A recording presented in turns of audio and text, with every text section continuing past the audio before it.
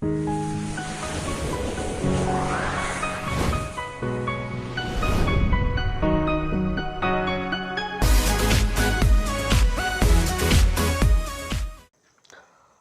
रिश्ते में विश्वास रहने दो, जी हाँ, हर रिश्ते में विश्वास रहने दो, जुबां पर हर वक्त मिठास रहने दो, यही तो अंदाज है ज़िंदगी जीने का। न खुद रहो उदास, न दूसरे को उदास रहने दो, न दूसरे को उदास रहने दो।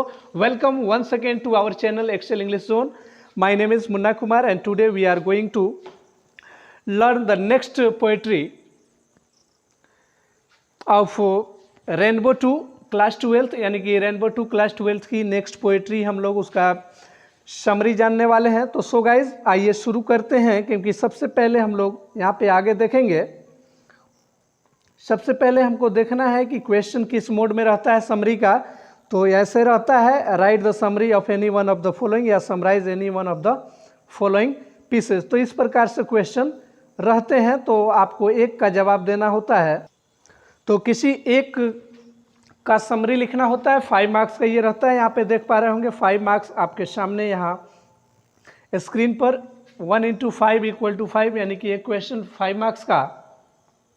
तो आइए शुरू करते हैं। इसका मतलब तो आपको समझ में आ गया होगा कि निम्नलिखित में से किसी एक का सारांश लिखे, दोनों का सेम मतलब होता है। तो ये आर्ट्स, साइंस और कॉमर्स सभी स्टूडेंट्स के लिए बहुत ही बेनिफिशियल, उपयोगी। तो आइए शुरू करते हैं। ऊपर सबसे टॉप में द सोल्जर, जी हाँ, द सोल्जर टाइटल है। द सोल्जर, सोल्जर का मतलब होता है सैनिक। हमारे यहाँ इसको आमतौर पे कांस्टेबल बोला जाता है, आर्मीज भी बोला जाता है। तो सोल्जर यहाँ पे इस चैप्टर का, यानी कि इस पोइट्री का जो टाइटल है, जो शीर्षक है, वो है soldier, the soldier. The poem the soldier has been composed by Rupert Brooke, यानी कि सोल्जर कविता रूपर्ट ब्रूक के द्वारा लिखा गया है। रूपर्ट ब्रूक, जी हाँ, आप इस वीडियोस को अंत तक देखें। अंत में मैंने सबका प्रोनाउंसिएशन बिल्कुल हिंदी में लिख दिया है। जो व्यक्ति बिल्कुल पढ़ना नहीं जानते इंग्लिश, वो आराम से पढ़ सकते हैं और याद भी कर सकते हैं। He was burn in England, उनका जन्म इंग्लैंड में हुआ था। In this present poem he speaks about a soldiers love for his Motherland. प्रस्तुत कविता में, इस कविता में उन्होंने अपने मातृभूमि के प्रति प्यार के बारे में व्याख्या किया है। लिखा है, फॉर अ सोल्जर, एक सैनिक के लिए his Motherland is more important than anything else, यानी कि एक सैनिक के लिए अपने देश का जो महत्व होता है वो किसी भी चीज से ज्यादा होता है। This poem is a sonnet, यह कविता एक सोनेट है। जी हाँ, सोनेट में आप तमाम व्यूवर्स को, स्टूडेंट्स को बताना चाहूँगा, सोनेट उस प्रकार की कविता को कहते हैं जो 14 लाइन की कविता होती है, यानी कि एक 8 लाइन में लिखी जाती है और दूसरी 6 लाइन में। तो 8, 6, 14 लाइन की कविता को the poem which is written in 14 lines is called sonnet. तो ये क्वेश्चन आपको ऑब्जेक्टिव क्वेश्चन में भी पूछा जाता है, तो इसलिए इसको याद करेंगे। 14 लाइन की कविता है ये द सोल्जर, इसीलिए इसको सोनेट कहा जाता है। The poet says, if I should die in any areas of a battle, कवि कहते हैं कि यदि मैं किसी भी युद्ध के क्षेत्र में मर जाऊं, then my body has to be buried in my country because I love my country very much. तब मेरे शरीर को मेरे देश में ही दफनाना, क्योंकि मैं अपने देश से बहुत प्यार करता हूं, बहुत प्रेम करता हूं। He also says that my body is of England. वह यह भी कहते हैं कि मेरी बॉडी इंग्लैंड की है। My body breathes English air, breathe मतलब सांस लेना।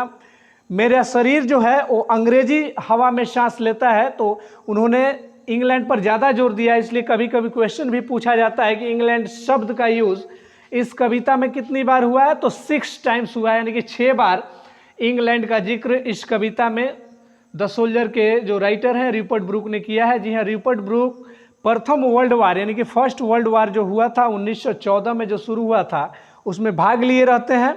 और बदकिस्मती से इनका इंतकाल, इनकी मृत्यु, ये अमरत्व को प्राप्त कर लेते हैं 1915 में।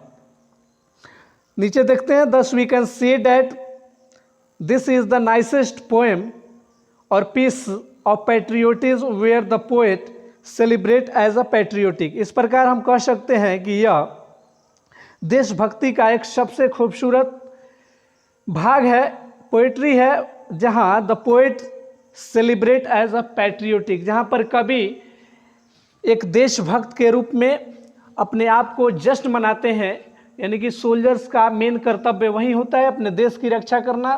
तो इस चैप्टर में बिल्कुल, इस कविता में, इस पोइट्री में बहुत ही शानदार ढंग से उन्होंने अपने देश प्रेम को दर्शाया है।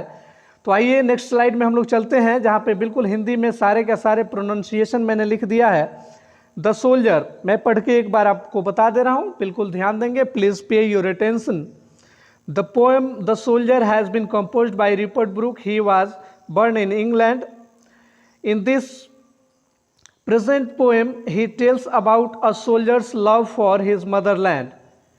For a soldier, his motherland is more important than anything else. The poem is a sonnet. The poet says, if I should die in any areas of a battle, then my body has to be buried in my country, because I love my country very much.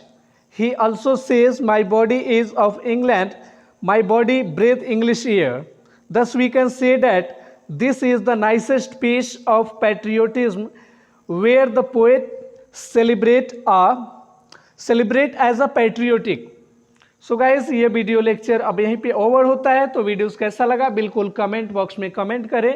अगर कोई problem होता है तो comment box में comment करना ना भूले। बिल्कुल हिचकिचाहट नहीं करना है कि मैं किस प्रकार से पूछिए, मैं आपके प्रॉब्लम को 100% सॉल्व करने की कोशिश करूँगा। So guys, please subscribe my channel. Thanks for watching. Bye bye, have a nice time to you all.